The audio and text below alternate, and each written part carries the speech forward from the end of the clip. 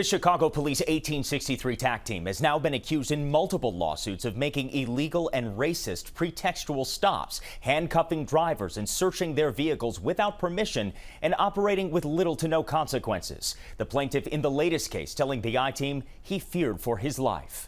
So I was just terrified. Honestly, I didn't know what was going to happen next. 36-year-old Lamoris Bell says he had no idea why police were pulling him over last September while he was driving to pick up his date in the Gold Coast. Can I ask why I got pulled up? Not wearing your seatbelt, no turn signal, okay? I got a seatbelt. What you? I don't consent to no searches or seizures. Despite not consenting to any searches, less than a minute after he was pulled over, officers were searching his vehicle. Y'all scaring me, man.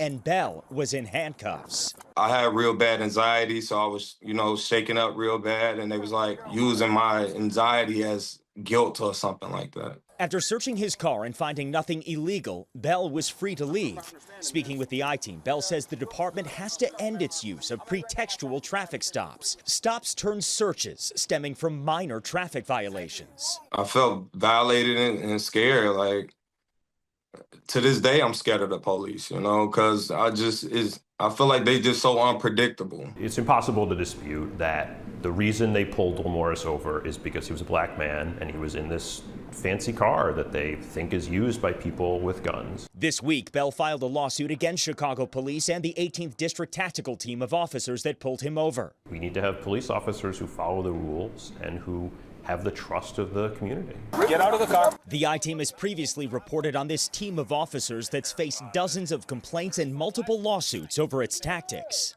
Chicago police would not comment on the pending litigation or this specific stop. But in a statement, a spokesperson told us the Chicago Police Department has been working to ensure traffic stops are used effectively for public safety. Superintendent Snelling has been clear about his commitment to implementing a new traffic stop policy that is rooted in constitutional policing. The police need better training on things they can and can't do during a traffic stop. I feel like they go out there and just do whatever they want to do, like they're above the law. And they have to understand that they have to follow the law as well. In addition to updating their policy, Chicago Police Superintendent Snelling has also voiced his support for adding traffic stops as an item monitored by a court-ordered consent decree. This week, the ACLU expanded a class action lawsuit it currently has filed against the city to include all drivers of color who have been pulled over and searched by police since 2021, calling the tactic an intentional racist mass traffic stop program. Good morning and welcome to the Bad Apple Report. It's 7:30 a.m. bright and early right here at home on the range. Thank you so much for being here today, folks. I really appreciate it. We're going to start it out in Cascade County, where they apparently have some fearless officers. I mean, could you imagine working next to this guy? I'd be like, you don't mind not rushing the beat, do you? Okay, we'll catch up to you. Yeah, I know. That didn't go over well unless you're a bass player or a drummer. Or you work with somebody that's a scary looking SOB like this guy. It says here, Great Falls, Montana, Cascade County Sheriff Jesse Slaughter announced the arrest of detention center corporal. He's a corporal, Lloyd Ogden Jr. Oh my goodness. I wonder if Lloyd Ogden Sr. is a scary looking bastard too. Following a domestic disturbance over the weekend. Oh, Lloyd, what's wrong with you, buddy? The sheriff says, unfortunately, today I don't have very good news, and I want to bring it to you so everyone knows what's going on. And we are showing the leadership and transparency that oh, come on, Sheriff Goofball, we don't care about you. He had to make it about him. This is how it went down on August 17th around 3 a.m. Deputies responded to a call stating that Ogden was drinking. Ogden, the officer, the knucklehead, he was suicidal and he was armed with a handgun. Deputies arrived at the home and they attempted to contact Ogden using the PA system to get him to come outside and surrender to law enforcement peacefully. At some point, there's something missing in that statement there.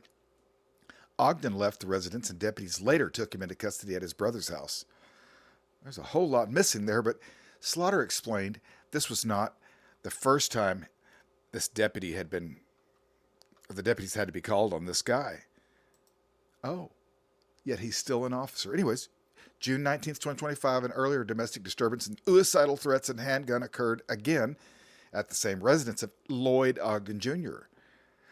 There was no prosecution in the investigation because the victims and witness wouldn't cooperate. And it says here, for context, which really throws us completely out of context, the Cascade County Sheriff's Office was covering calls in the city of Great Falls Police, covering calls for those goofballs during this time, as GFPD officers were attending to a fatal vehicle crash in the city limits. Well, that had nothing to do with the price of eggs in China, now did it? But it's in there. It's a paragraph. We just had to read it. Ogden was placed on administrative leave after the incident on June 19th and later entered treatment in Florida. Quote, he entered into inpatient treatment in Florida from June 26th to August 1st of 2025, Slaughter said.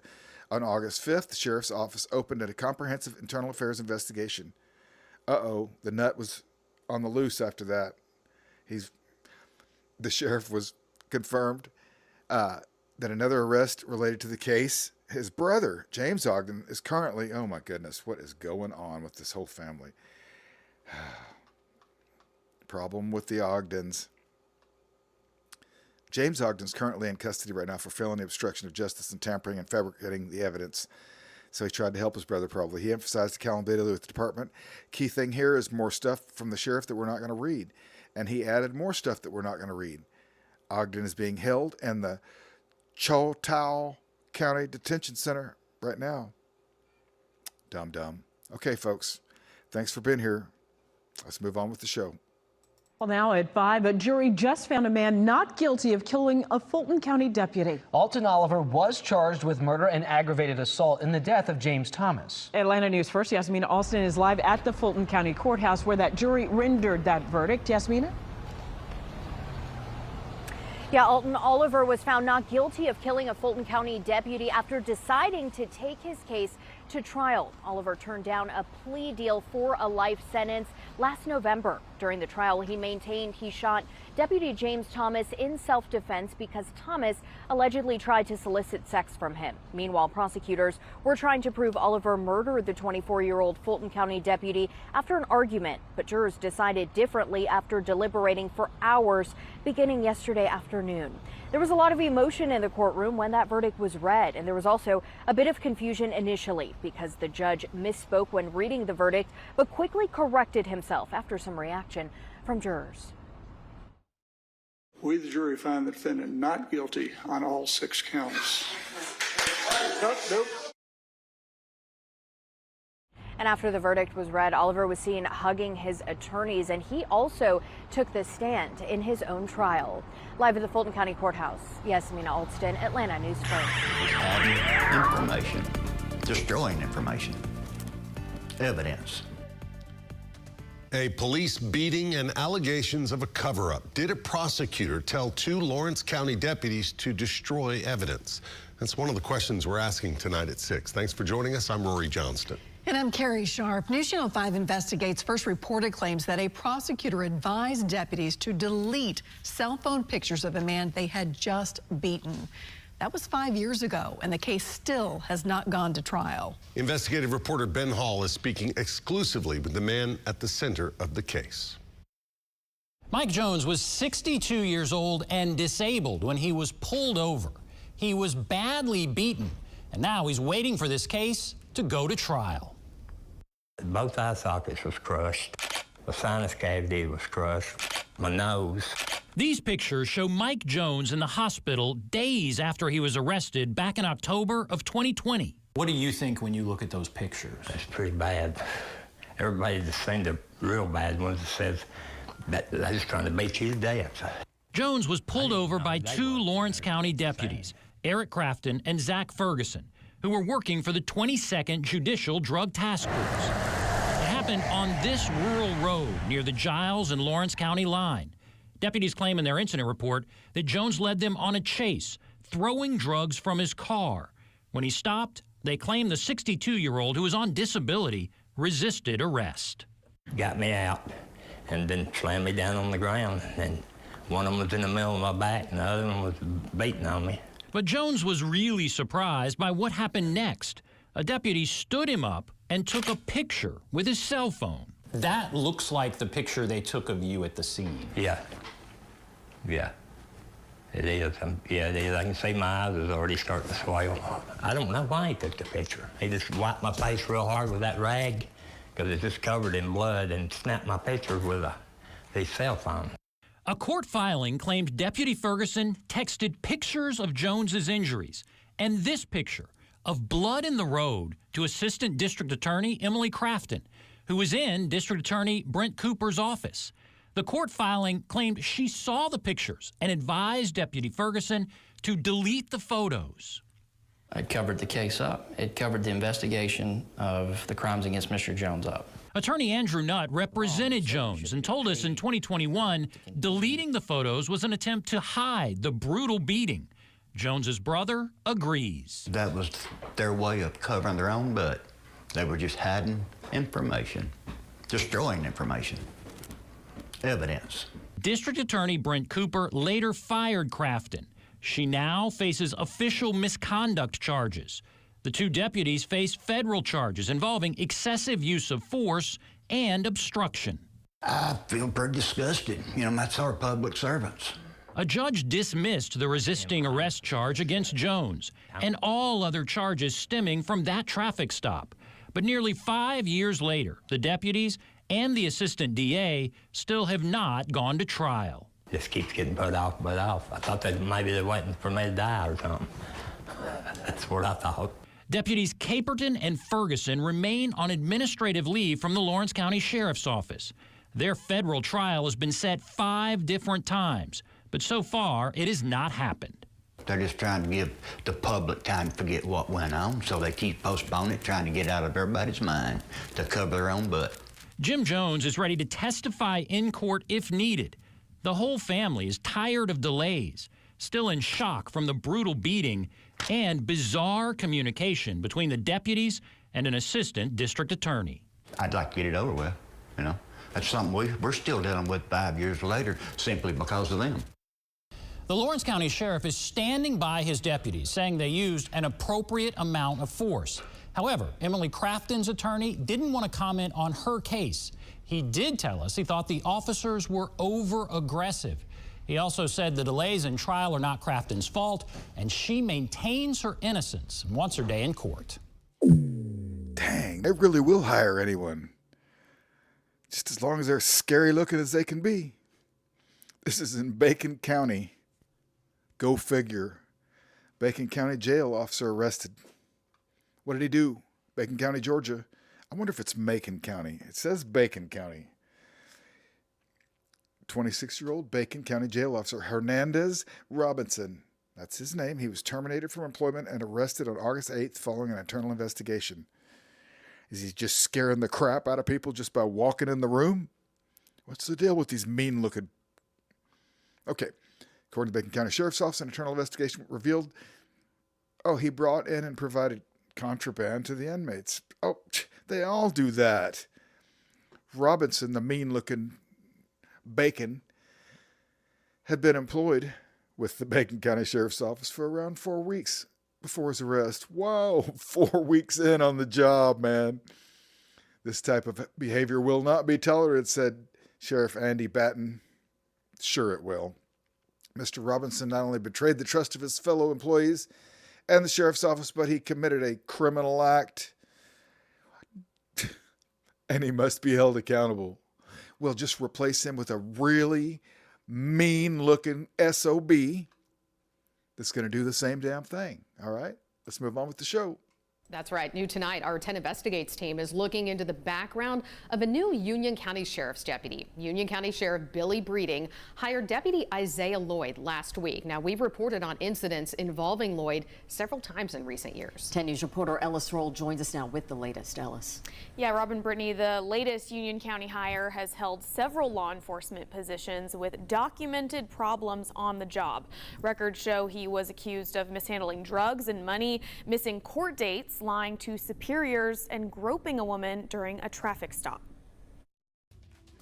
Isaiah Lloyd is the latest hire at the Union County Sheriff's Office, but records show he has a checkered past.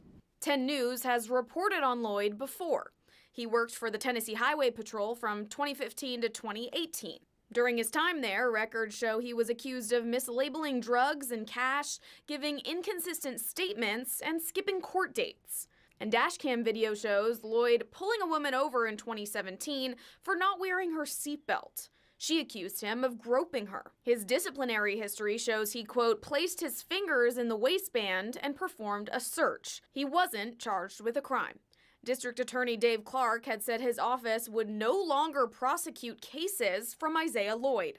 Personnel files show THP threatened to fire Lloyd. He resigned instead. Records say the commission that certifies officers in Tennessee suspended Lloyd for 2 years in 2019. Records show he also worked for the La Follette Police Department. He was put on leave in January of this year after a domestic dispute involving his wife.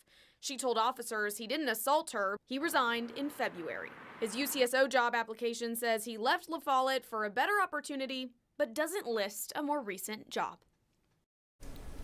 Now, the Union County Sheriff's Office tells me Lloyd started work on August 11th, just last week. They say his hourly rate is $18 an hour, same as any other new deputy. Judging from the headline, this cop's going to have a little bit of trouble making friends in jail. Allegedly. But it says here a Portage police officer has been accused of abusing his 6-month-old son and causing a bleeding on the brain. It's going to be hard to make friends in jail with, a story like that. Portage, Wisconsin. A Portage police officer shoved a pacifier down his 6-month-old son's throat so hard that it caused bleeding on the baby's brain. That's what the criminal complaint alleges. Cameron Coronado is his name. He's a super bad cop. Age 32, and he's charged with child abuse and disorderly conduct with a domestic abuse modifier. Okay, that pacifier is the modifier. According to a criminal complaint, a woman, I don't know that for a fact, I was just being a goofball. According to a criminal complaint, a woman told Salt County detectives that the baby was fussy early in the morning, so Coronado took him into the kitchen. The woman heard Coronado say, "Oh my God, shut the F up," and then heard the baby's crying change. When the woman went into the kitchen, Coronado was wiping the baby's mouth with a wipe. Blood could be allegedly seen on the wipe near the baby's mouth. When the woman asked Coronado what happened, he allegedly told her that he shoved a pacifier down the baby's mouth and that the baby was bleeding and he couldn't get the baby to stop bleeding. According to the complaint, the baby calmed down when the woman cleaned up the blood. She was able to see a cut on the back of the child's throat. The baby fell asleep but woke up 15 minutes later crying in pain. Coronado reportedly took the child for a car ride. Uh-oh. I wonder if he was looking for a dumpster, allegedly. I don't know. But when they got back, the child was still crying. He had difficulty swallowing and couldn't eat. When the woman asked if they should take the child to the hospital, Coronado allegedly opposed the idea, saying, quote, he knew what was going to happen. Whoa, I think that baby got lucky after that car ride, if you know what I mean. I'm not alleging anything, but this guy. According to the complaint, the woman told detectives she had hesitated to call law enforcement over previous incidents because of Coronado's, because his work as a police officer. And previous incidents? Wow, of course. He's a total bad apple. The woman eventually did take the baby to the hospital. The complaint claims doctors found that the first layer of the baby's skin was scraped off by, quote, something of force, but a CT scan showed bleeding on the baby's brain. According to the complaint, the woman told detectives that Coronado had a, quote, low frustration for tolerance. Oh, we don't tolerate people that have a low frustration for tolerance. Anyways, he don't like kids, and that he once squeezed his daughter very hard and punched a hole in the wall. Oh, a jerk. The complaint alleges that on July 9th, Coronado got very angry when his children became fussy at bedtime and threatened to, quote, kill these effing kids if they didn't stop crying. If the baby didn't stop crying. Okay. This guy, I'm telling you, those kids are lucky to not have him around, in my opinion. Online records show a special prosecutor was appointed for the case. In a phone call, Portage Police Chief Keith Kluft said that the Salt County Sheriff's Office was handling the investigation and that Coronado is in custody. Yeah, you better handle it all right. Okay. His actions aren't representative of the great men and women of the Portage Police Department. Yeah, right. Right. He's all we know of the Portage Police Department, Klafke.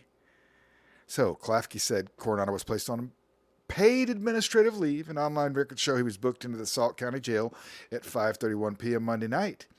Court date in this case hasn't been set. I guess he's sitting in jail. Thanks for being here, folks. Let's move on with the show. Unchecked abuse of power by local law enforcement. That's a central theme of an ongoing lawsuit against the city of Las Vegas over its marshals operating outside their jurisdiction. That's right. But now the man in charge of the marshals is being called out for trying to control what the public can say on social media. That's according to a new lawsuit filed today. 13 Chief Investigator Darcy Spears explains what he's accused of in our ongoing coverage.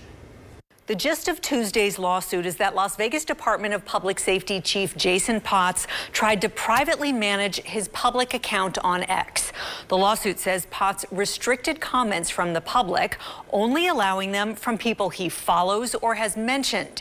In doing so, Potts allegedly prevented any criticism, engaging in what the lawsuit calls viewpoint discrimination. I'm guessing your body cam's recorded too? It all stems from a January 9th traffic stop on US 95, where city marshals stopped Ohio journalist Derek Myers for alleged speeding and impairment.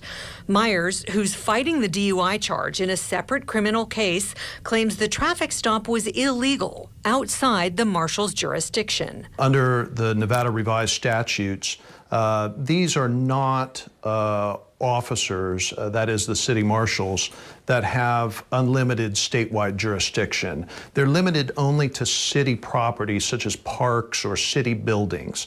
They should not be out there on the highways stopping people for traffic infractions. With attorney Adam Breeden, Myers filed a federal civil lawsuit, and our exclusive coverage in March garnered more than 1 million views, sparking public backlash against the city from Myers and others on X. Fast forward to right now, and this new lawsuit, which says Potts violated the First Amendment by unconstitutionally restricting comments. On his @Chief Jason Potts X account, screenshots show he only allowed comments on his posts to come from the roughly 598 accounts he follows or mentions.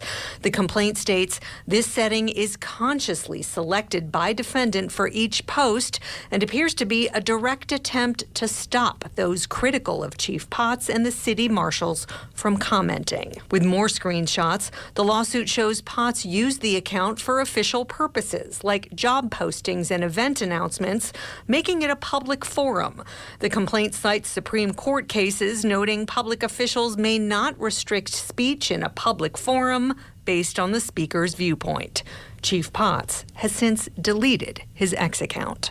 Also, some new action this week in the original lawsuit. In seeking formal certification as a class action from the federal court, Myers is offering evidence that the city marshals continue to overstep their jurisdictional bounds by doing traffic stops in the cities of Henderson and North Las Vegas. For the full history of our coverage, head to ktnv.com. Darcy Spears, 13 Investigates. And we asked for comment from Chief Potts, and a city spokesperson responded saying this lawsuit was just filed today and the city attorney's office is reviewing the filing. That's a wrap. Thank you so much for being here. You know, I really do appreciate you. I hope you have a great day, and I'll whip up another batch of bad apples for you, and we'll see you right back here tomorrow morning at 7:30 a.m. bright and early. Take it easy.